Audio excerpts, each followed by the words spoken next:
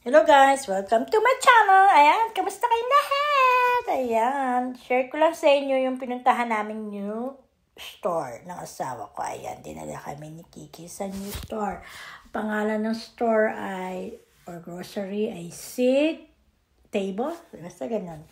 Ayan, ang mga cake nila, ang bakery or ang cake ay sobrang dami. Hindi mo alam kung ano mabibili mo dyan. Pero ang binili ko lang ay pumpkin pie, pumpkin cake. Ayan, gusto ko kasi ang pumpkin cake. Sobrang mahal ng mga cake. Ayan, sobrang tatamis. Sobrang sarap niyan. Napakamahal nga lang kasi yung prasong cake ay sobrang mahal. Ayan, dami talaga nilang cake. Hindi mo alam ang pibilin mo. Ayan, kung ano-anong may pie. Basta, ayan, sinare ko lang sa inyo kung gaano kadaming cake yan. Ayan. Hindi ko alam ang bibilin ko dyan, pero ang nabili ko lang ay ang pumpkin cake. Pero, lahat na yan masarap ito, sabi ng asawa ko. Ayan, bumili lang siya ng cookies.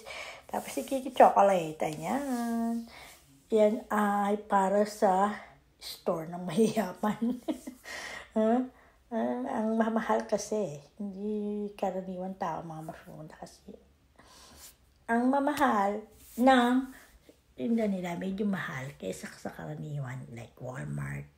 Ayan, isang peraso niya ay nasa $9, $10. Ayun, yung malaki, yung mga ang mahal, kaya wala akong nabili, okay? Pinakita ko lang sa homemade daw, yung mga cake, cookies, everything there.